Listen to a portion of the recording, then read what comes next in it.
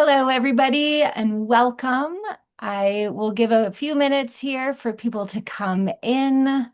It looks like we have a few people joining, connecting to audio. We're really glad that you guys could share this morning or this evening, wherever you are from, with us. We'll let a few people in.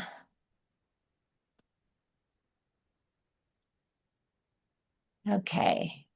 All right, everybody, welcome and thank you so much for joining us. This is one of my favorite things to do. It's a chance for all of you to hear directly from our colleagues on the ground on the impactful work across Kenya. For a little bit of housekeeping to get us started, this call is being recorded and it will be shared with you guys afterwards. Please feel free to drop any questions into the chat. We have Catherine who will be moderating the chat. If she does not answer you directly in the chat, we will address these during our question and answers at the end. If at the end you feel you want to unmute yourself, also feel free to do that and directly ask a question to any of our panelists. There are translation instructions in the chat for those that need them, and feel free to message one of us if you're having challenges. And with that, I'm going to hand this conversation over to Sarah Leadham, who will be moderating this conversation. Sarah is our Chief Operating Officer here at SHOFCO. She supports the operations people and culture, technology, legal, operation teams. She brings 25 years of experience scaling impact organizations across Africa, India, the United States, and is most recently a co-founder and COO of Inkomoko, which is the largest lender to refugees in Africa. It was recently recognized by the Financial Times as the fastest growing company in East Africa in 2025 and also 2026. So congratulations, Sarah.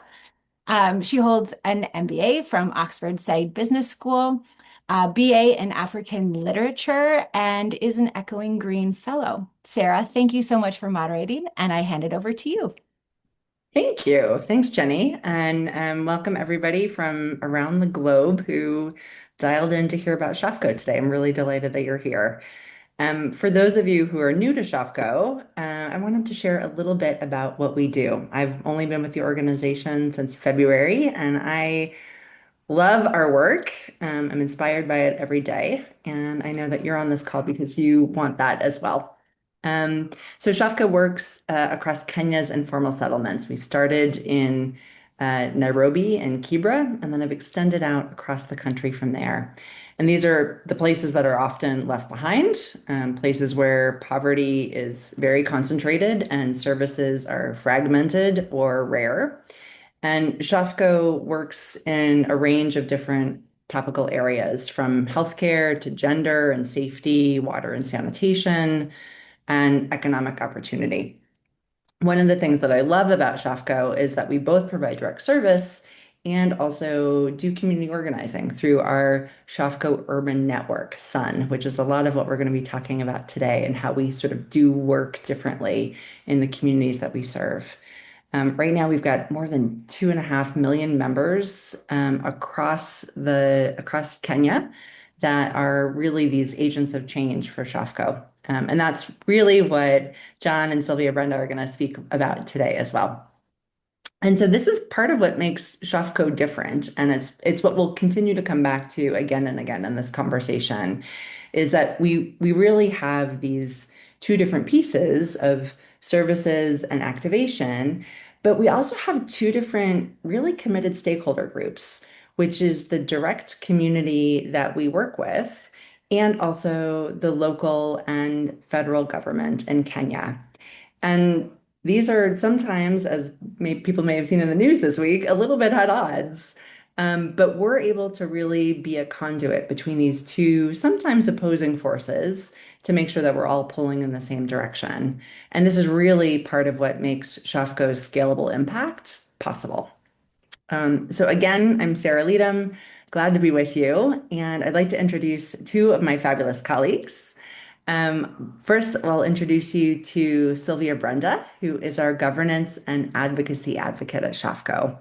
She has been working in our community advocacy, in our policy work, and in government engagement. And so this is really the heart of our civic participation work, and it elevates youth and community voices.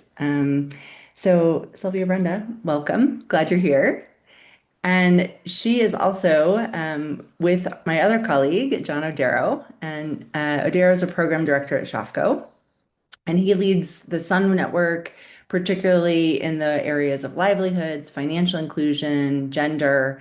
And raised in Kibera, Odero brings a lot of deep experience in youth empowerment, economic opportunity, and community organizing. And he's got a master's degree in economics from the University of Nairobi. Um, Guys, before I turn it over to you to add a little extra of who you are, or actually, I want to do that right now. Odero and Sylvia Brenda, maybe you could tell the supporters here why you do this work with SHOFCO.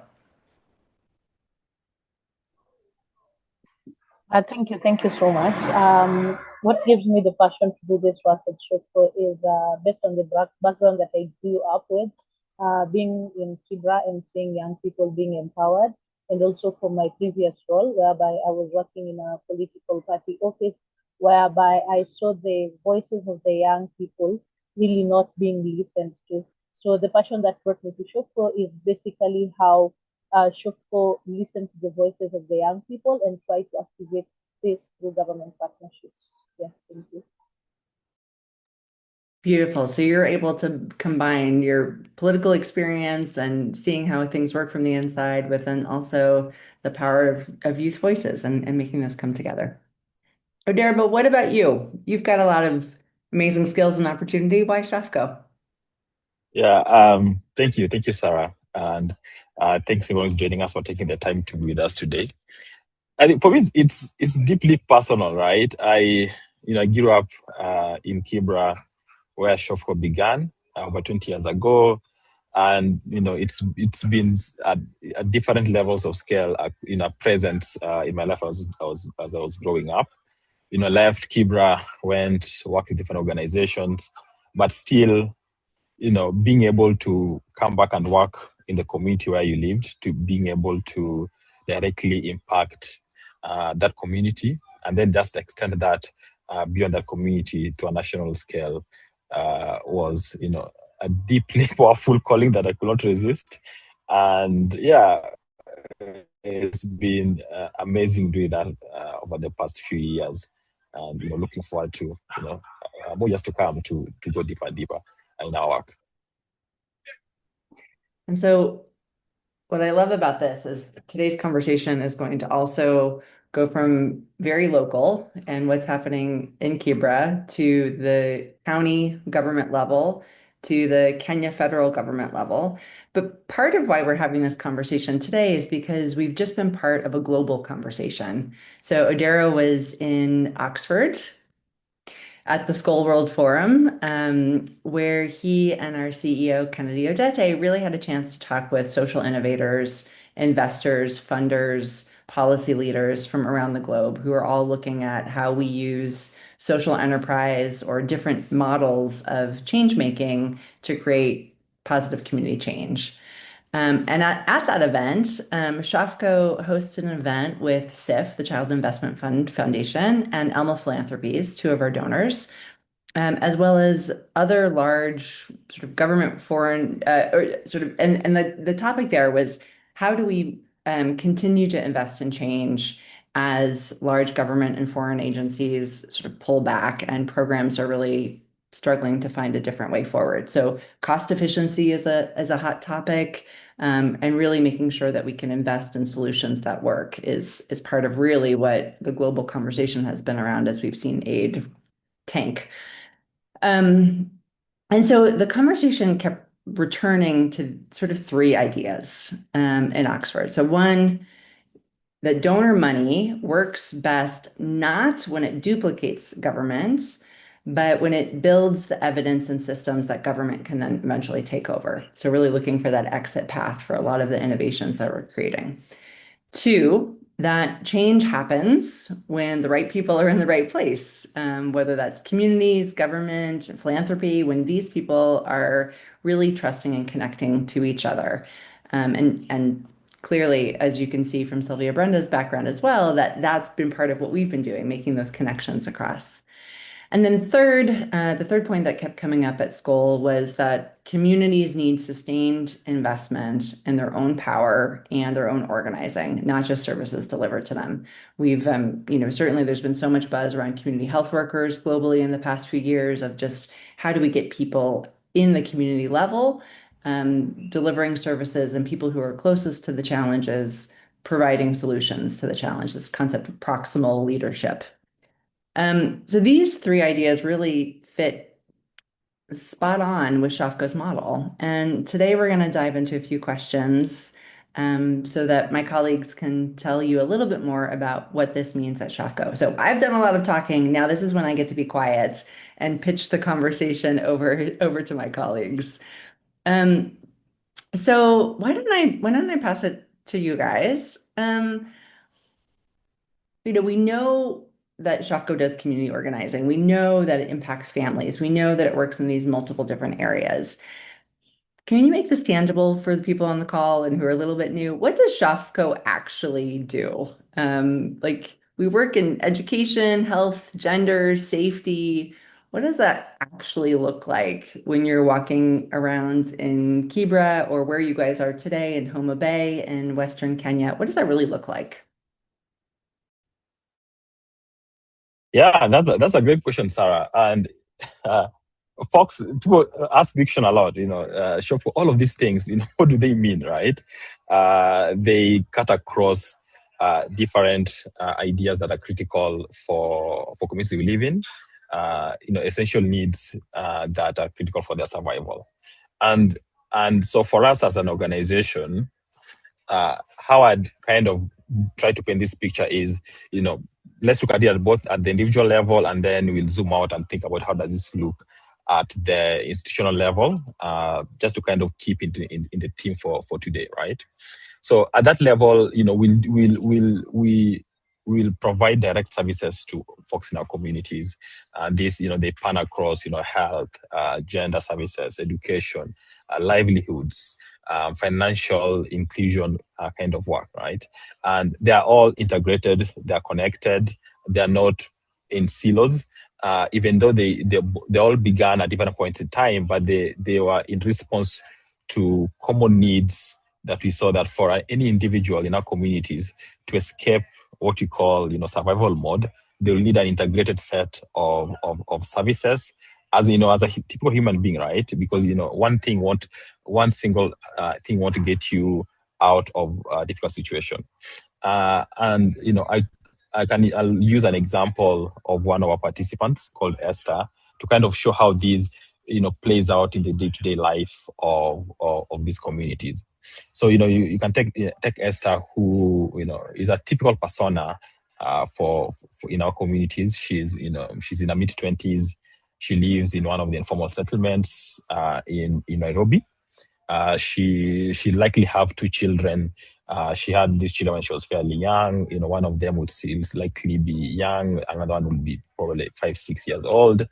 It would be likely that Esther did not transition beyond secondary education because while the government guarantees and subsidies the primary and secondary, as you transition out of that, it becomes very, very expensive. So she likely did not have resources to go beyond that. And without the technical and additional training we get in university and in colleges, she'll likely now be stuck in the informal settlements, without a means of livelihood, without a means of income. And that's now kind of what we call in survival mode, right? She'll be living day to day below minimum wage, making a daily bread, and every single day, right? Which means if she has a shock, she cannot survive. So what likely will happen is that Esther will hear about SHOFCO through our community organizing network, that is SUN. I'll share a bit more about that. And she'll be curious, how do I participate in your programming, right? She'll get all that information through SAN. SAN will expose her to all the different sets of services, programs that are available in the organization, and will direct her to where that she's most appropriately fit. So, she's a young lady. She'll most likely get an opportunity with the Women Empowerment Program called SWEP, that is led by the livelihoods team, where she'll be enrolled to join a tailoring skills training, which is a key way for livelihoods for women in our community. And to enable Esther fully participate in this training and complete it and be able to progress, we'll work with our gender team to provide her what we call dignity support. Right, this means she doesn't have to go to class with a young child, so we'll support her with daycare. We'll figure out that she has any other key needs that needs to be met during the duration of the program while she's attending the training sessions. She will also be exposed to a mental health training within that gender program, to be able to support her to be able to control the situation, be able to overcome any hurdles that she has faced in her previous life. They'll be likely, if at all that falls ill during the duration of our program, she'll be referred to a clinic for treatment that is subsidized for our community members. And with all of this, cross-cutting, all-covering support, she'll be able to get that full set of support and be able to complete her training. And our partnerships team then will figure out, support her, what is the next pathway to transition. Should we support her to start a business? Should we support her to get additional training, to get employed? If she wants a business, then there's a direct connection to our financial institution called SHOFCO, which is like a small community bank, where given a length of program, she'll be referred and she'll be provided a small loan, like a startup capital, to be able to start a business. And through that, she'll be able now to make consistent income and be able to grow, right?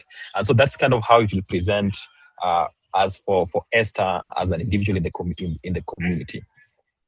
Then, if you zoom out of Esther, we see our community, right? What I mentioned earlier, which is called SAN, which is a SHOFCO Urban Network. This is the community organizing platform where we, bring families together. They come and form groups and in a structured way. And this allows them to be able to find commonalities between them, both the things that are good about their lives, but also the issues that prevent them from progressing in their communities. And as they form these groups, we help to structure them at different levels of organization, from the lowest level to the highest. And this form of structure now kind of gives them a voice and allows them to kind of be their own agents of change and engage now with even higher levels of government to be able to get the resources that they need. And if even somewhat further, which my colleague Sylvia will talk about later, we have now broader government work, broader policy work, system, which we call system change, which is very critical because ultimately, the surveys I've mentioned, if you think about it, government should be providing all of this to our communities because they pay taxes, right? It's their right, but for different reasons, context based, that is not the case. And so part of working with SAN and bringing the communities together is to figure out how do we influence the government to create the right set of conditions for change, whereby Esther now in a group with 10 other young women coming across, bunching up with another Tracy who are in another village, having a collective voice and being able to push through an agenda that reflects their priorities to the government. And now we are starting to see, the early signs of system change, of government kind of listening to them and being able to provide them with services that they need. So yeah, in some way that's kind of how we are trying to work in our communities at SHOFCO. Odero, I love that because you started off as understanding who Esther is and all of the complexities that are happening in her life. And the SHOFCO services approach doesn't ask her to represent just one part of her identity, right? The services are talking about education and MOSH and gender. So all of these different things kind of come in to recognize she is a whole person with different needs, but then also not just leaving her as an individual. She's a person within a community, she's in a family. And so having that collective power and then connecting that group to then other groups across the country. So it feels like it has these layers that kind of deepen and grow to really understand that no one person is a monolith, and we do have this complexity as all of us. Um, I want to follow up on another point there, and this is a little bit going back to what we talked about around this duality between people. Most organizations usually are either aligned to government or they're aligned to communities, and we sort of sometimes have to choose. Oftentimes, this is a duality, and part of that is about trust. And trust is a fundamental piece in informal settlements of being able to get work done. But it's also a fundamental piece in any business relationship or any relationship of change. And SHOFCO has been able to develop trust in sort of two directions, both with government and with the community. How did that happen? Like, what's the secret sauce for SHOFCO? Why is SHOFCO different that it was able to do this in sort of these two different directions? Yeah, Odero, I'll come in on the committees, and then I'll invite Brenda to talk to us about the government that she leads. And when we talk about trust, it's a single word, but it's a deeply powerful concept, right? As we've come to learn. Without trust from the community, you will not be able to, deliver programming, deliver services the way that you intend to, right? There will be no buy-in. There will be no, they won't walk the journey with you. You'll just be doing your own thing. And how I like to explain to people in a simple way is that, if you come to Kenya, you visit SHOFCO, you won't find a SHOFCO office in the central business district in the capital city of Nairobi. You will find our offices embedded deep in the communities, right? So when you talk about Kibra or Madare in the informal settlements, our offices are right there, right? If you talk about rural communities in Kisumu, in the Western Kenya, or in the coastal part of Kenya, in Mombasa, our offices are right inside the communities, right? So this means two things. Number one, it forces us to do right by the communities, right? Because if you don't do right by them, how will you access your office? They'll chase you away, right? So you have to do right by them. Number two, also, it means that doing right by them means you bring them along the journey, right? When you think about bringing on staff, they're from this community. When you think about working in the community, you have the sun structure that is from the community. So you are embedding them, right? So they see you not as people from outside, but as people from deep in the community. It's their daughter who works there. It's their cousin who works there. It's their friend whom they went to school with, who is there, right? And they're able to feel that, she understands my reality, understands my context, and I trust them. I believe that they have my best interest at heart. They are not going to come, do something flashy, then disappear and leave a white elephant, right? So that is kind of what it means, right? And that allows us to do very many powerful things, right? We're able to identify, work in communities that other people cannot access, implement programming that has deep community buy-in, and be able to do things in partnership with the community that other organizations are not just able to do. So it's a simple concept, but it's deeply powerful at that community and individual level. And then Sylvia, Brenda, talk us through the trust side on the government piece, right? So Odero painted a great picture of what it means to be trusted within the community. I like that phrase, no white elephant, right? Just come and do something that's real, not just mythical, flashy creature that shows up every now and then. But Sylvia, Brenda, what about that ongoing relationship with the government? Why do they trust SHOFCO? Thank you so much. for me, SHOFCO has been consistent and credible and also present for over the years. So we are in our 22 years working in Kenya, and this has made government ministries come to us as partners and also not taking us as critics. And this one is actually changing a lot of things because, in a way, now we are running our programs alongside we are running our programs together, embedded in government ministries. And I think I'll give a good example with the work whereby we did certifications of masonries, plumbers who are working at the affordable housing sites constructed by the government. These were people who acquired these skills outside learning institutions.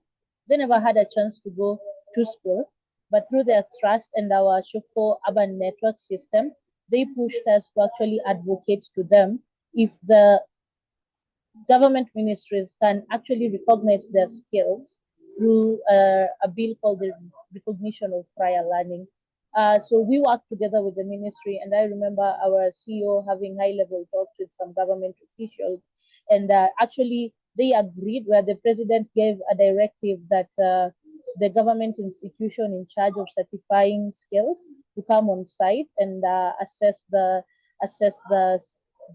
people on the ground, and we came in with some partners funding to actually pay the assessment fee. And right now they have certification and they can actually go to other places and apply work as usual. Yeah.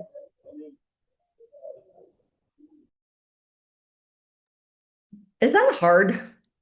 Like, I mean, this doesn't sound like it. You're sort of describing it as if like, oh, you do this and then this and this. Like, what does that feel like to be able to move this? Just to say like, oh yeah, we've been working in communities for 22 years. We've got this built up. I mean, yeah, that's a nice long history, but obviously administrations change, leaders change, issues change. Is it hard to continue to create that kind of trust and change within those community leaders or within the government leaders? So when you first have the community trust and the numbers, like example, we did the pilot in Kibra, which is an informal settlement, whereby we had a number of 1,000 artisans who needed this certification skill. So the government saw the need of the people vis-a-vis the number, and since we had the people trust, and with our grassroots structured system, that's where the government also saw our power that is rooted within the grassroots community. So it became an easy policy win for us because it was people centered. Yeah. I think that's part of the next thing I want to talk about is like how really this does turn into law and policy, right? Because you can get somebody's attention when you're an organizer, but to really have that systemic policy change, that's at sort of a different level.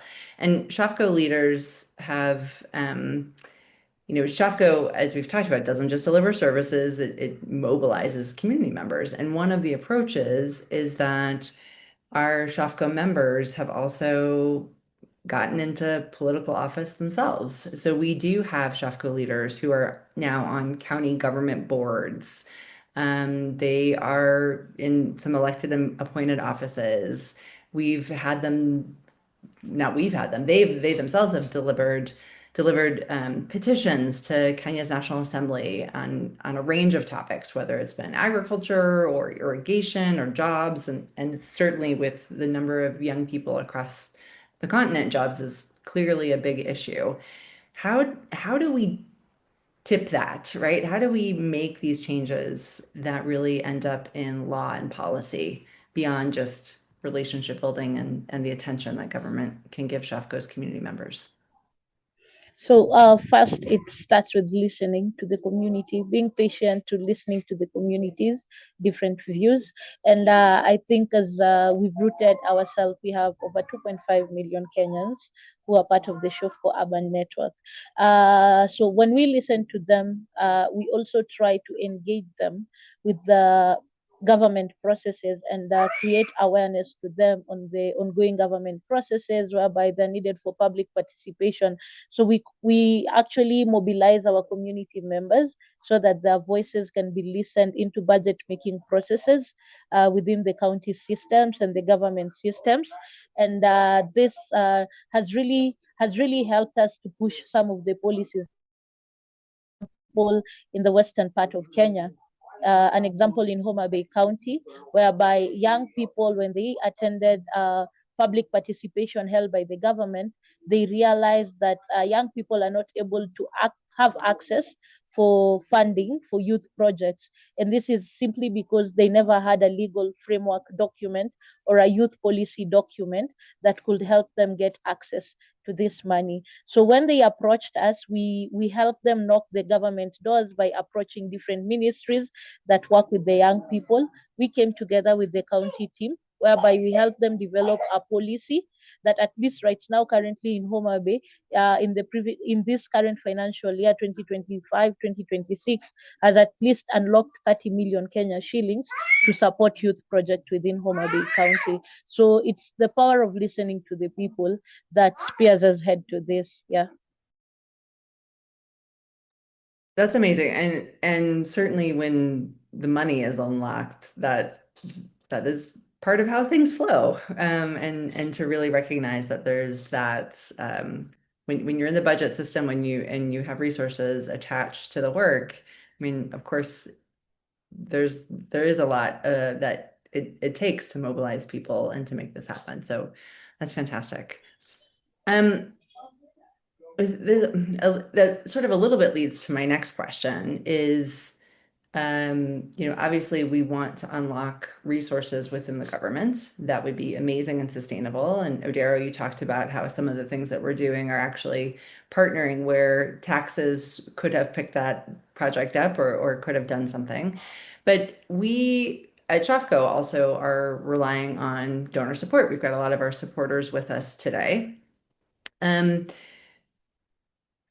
One of the things I like about SHOFCO is that the funds that come in get amplified because we're then also leveraging that to connect to unlock other resources.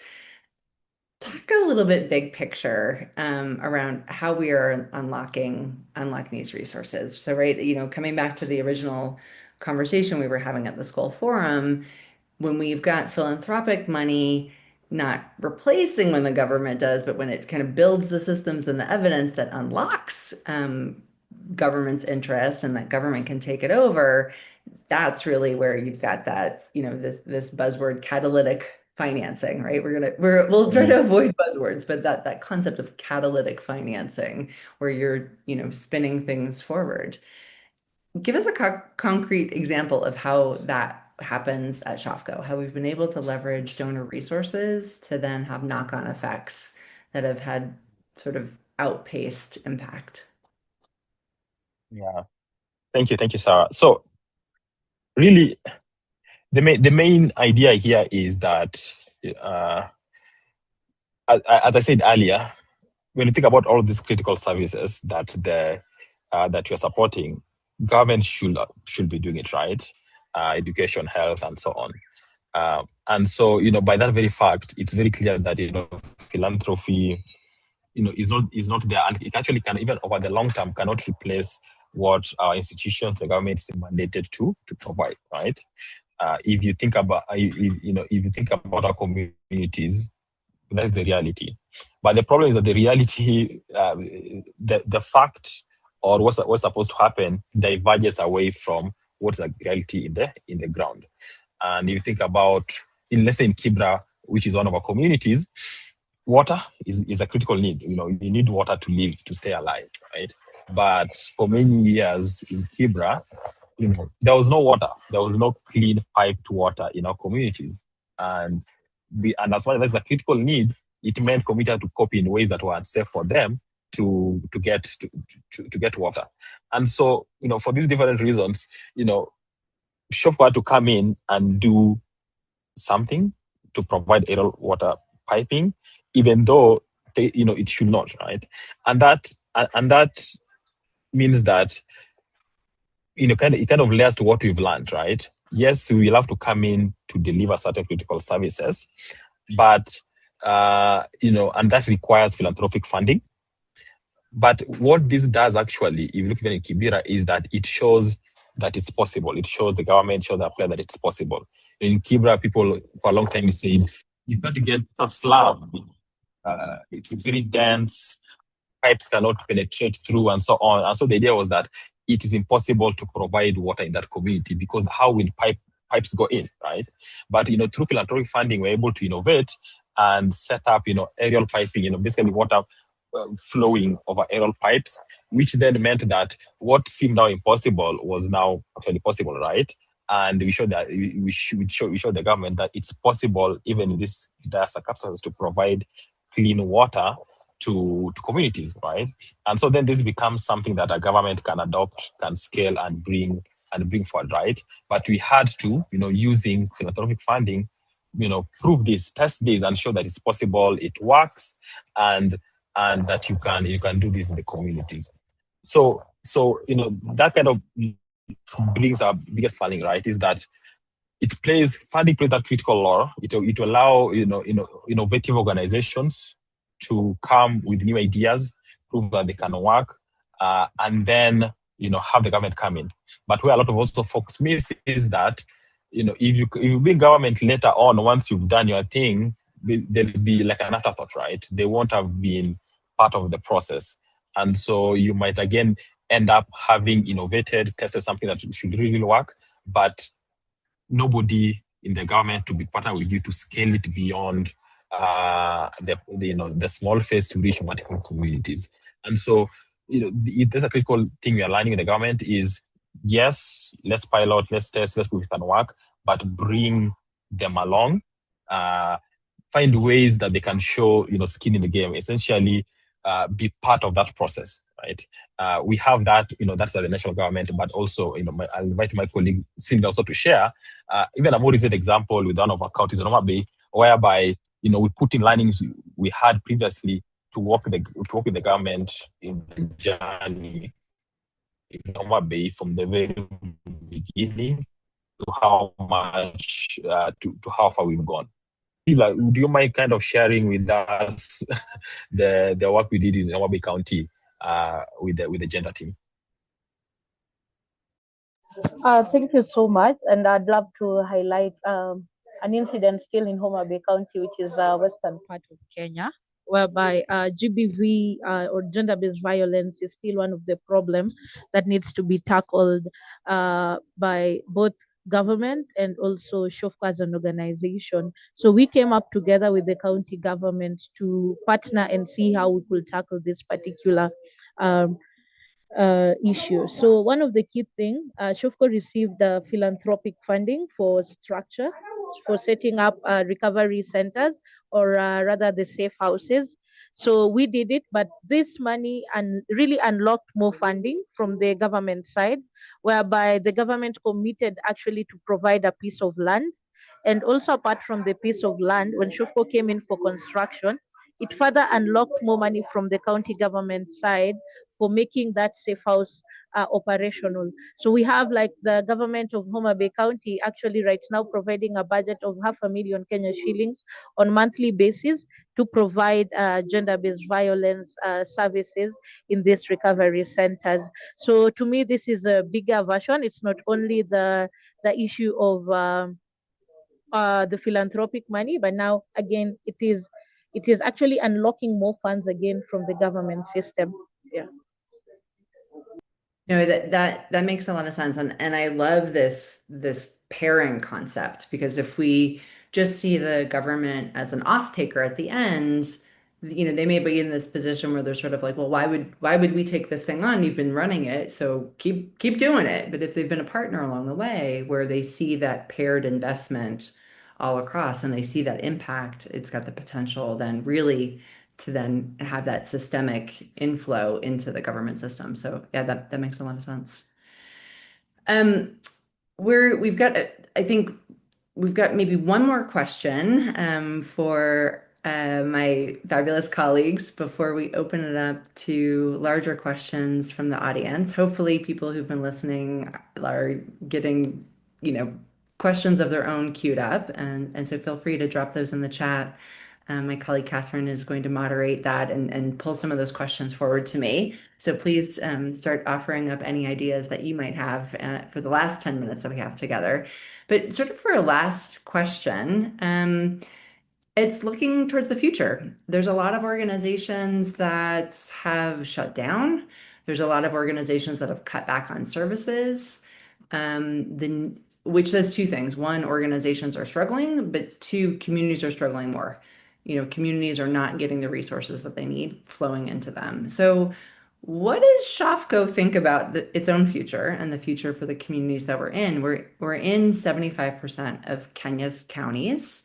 We've got policy change, we've got elections coming up next year, we've got a lot of work that still needs to get done. So what does SHOFCO think about what's possible? And Sylvia, Brenda, and Odero from the ground level, what do you see as possible more and more in the coming year?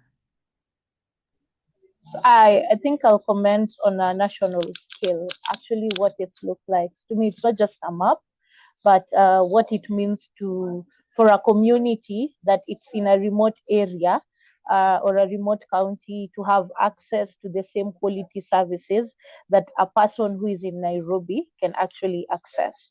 And also at Policy Win, I feel when SHOFCO has presence across counties, it brings evidence from the ground into policy conversations. So for me, an example is like the recognition of prior learning. That was a policy that was passed, but we scaled it fast in Kibra informal settlement. But now it is a policy that was passed at the national government that can now even work for that Kenyan who is in the western part or the Rift Valley region or the semi-arid region counties in our country. So for me, I feel more collaborative relationship with the also local county governments and both the national government is really important. And Odero, what about you?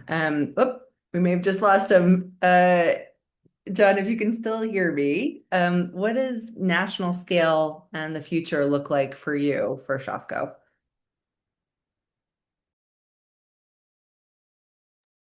You're on mute, my dear. Sorry, guys. Thank you. Hope you can hear me. It's raining, you're good. so if you hear some rain in the background, sorry for that. So for us, the dream is communities that are empowered, communities that are taking charge of their future, communities that are, owning their legacy, deeply in touch with the issues that their lived experience, and then are able to have the capacity to engage with the different levels of stakeholders, their leaders, to champion for their future. And so, from Sun leaders, from local communities, our community organizations, our youth leaders, being able to champion their interests and being able to have their voice heard. Okay. Thank you. Well, that brings us to the moment of pulling in a few questions from our audience. And Catherine shared one for me. And this question is, are there communities or parts of Kenya where it's harder to use SHOFCO's approach? What have you learned from the places where it's most challenging?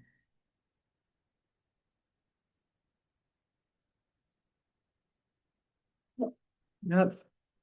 Sylvia, Brenda, what about you? What are some of the hardest places to work in across the 75 counties that we're in? And what have we learned in those challenging spots? So for us is number one, community ownership of the centered projects. And then since we are grassroots led, I wouldn't say that it has been challenging. It's just that we've been upscaling it bit by bit. Remember, our expansion started in around 2019, 2020 to other counties beyond Kibra. So for a growth to reach over 40 counties within a period of 4 years, for me, I'm seeing it as a success. So the rest of the 7 counties, we've actually started putting on our beacons and approach led by the SHOFCO Urban Network. Yeah, thank you. And so, you've got this like intense cluster there, but as you're sort of spreading out, are there specific lessons learned in some of the more rural areas? I mean, one of the things that I asked when I first started at SHOFCO is I was like, it's called SUN, the SHOFCO Urban Network, but yet here we are, we're working and organizing in some rural communities. How is that really different of organizing in rural communities where people are more spread out or may not have as much infrastructure compared to organizing in a more dense urban environment? Is that a different kind of approach? I think one of the challenges we experienced and had to learn and adopt to it was understanding the cultural norms. Different communities in Kenya have different cultural norms. So one thing that we normally do as we enter a county number one, we look around to meet administrative leaders and also vocal community champions. And this helps us understand actually the different cultural norms within that counties that makes us or give us an easy time to actually roll out our programs. Yeah. That makes sense to me. It's like, if you're truly emerging solutions from within the community, which is the whole secret sauce of what SHOFCO does, then it's actually not, in some ways, it's not, how is it harder to work in these communities? But it's more like, this is the platform that we're bringing, or this is the platform, and then each community knows how to navigate its own challenges, knows how to navigate its own culture. And so if we're being humble and sort of bringing that, just a space, that's really kind of a good opportunity for those to emerge. All right, looking at a few more questions in the chat box. I'm going to pick one from Jeff Knight. So this is to the panelists.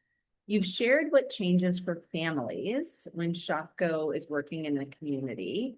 What does it look like when SHOFCO has been present for 10 or 15 years? What about that community is different after a long time? And I know that this may be a little bit more relevant to some of the work that we've done in some of our more established locations, like those in the urban areas of Nairobi. But what sort of community change have you seen over the long haul? And Odero, I know, is dealing with some rain, so we may lose him. But Odero, I feel like you might have that perspective as well to offer.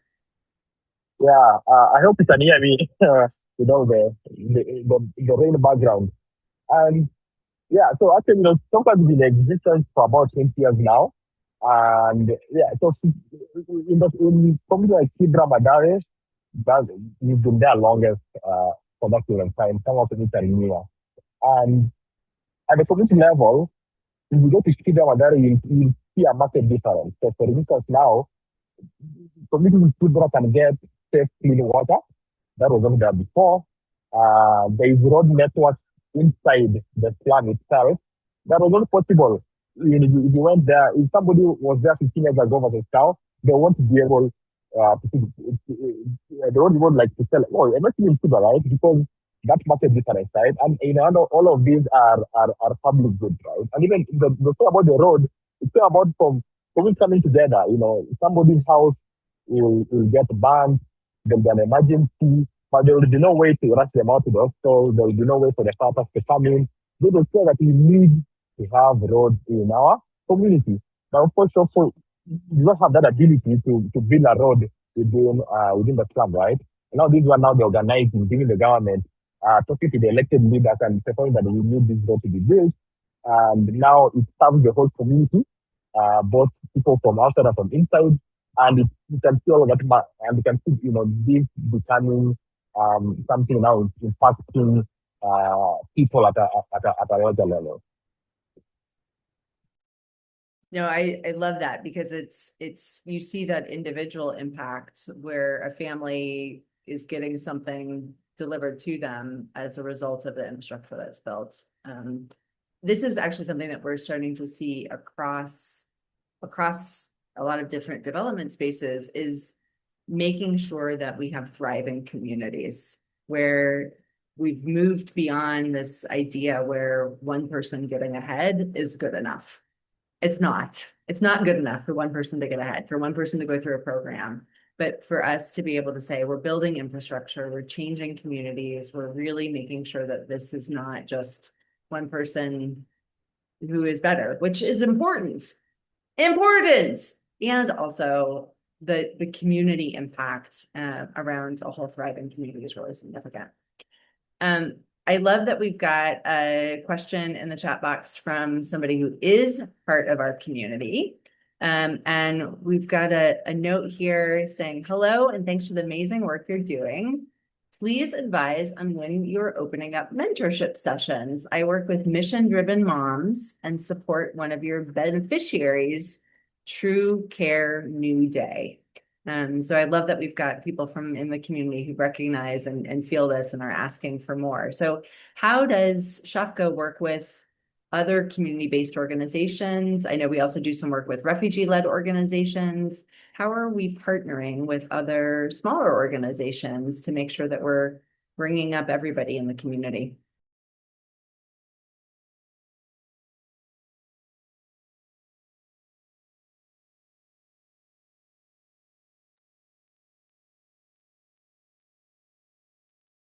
Was that able to come through, Brenda? Did you hear that? Of how we're engaging some of the smaller community-based organizations? So I'll comment. We work also with the community-based organizations, and through capacity building, we offer them capacity building and actually strengthening, and also this training are based on how can they write proposals, how can they market themselves to the philanthropic world, and what are some of the projects they should implement, and also we train them on the community-based approach, like the successful model that has worked for SHOFCO. How do you make that the projects you do be owned or feel owned by the community members across? So you find we are working with a lot of youth groups that are in waste management. We are also working with a lot of youth groups in other counties practicing smart agriculture, and this sustains or promotes food security. And this is actually also helping them through small grants, just to help them sustain through. Yeah.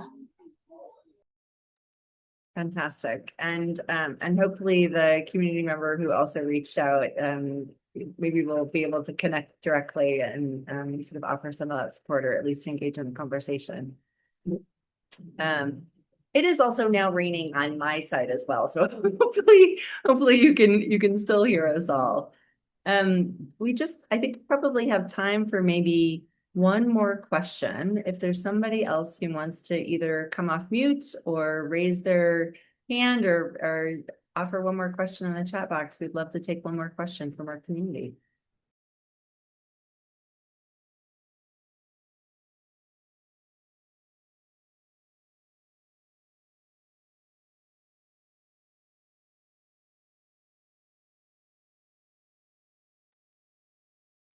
All right, well, I am going to take that as a sign that we have filled up people's heads and hearts. Oh, wait.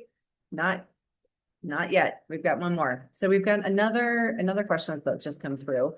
The local empowerment element in SHOFCO's work is indeed essential and unique. Thank you.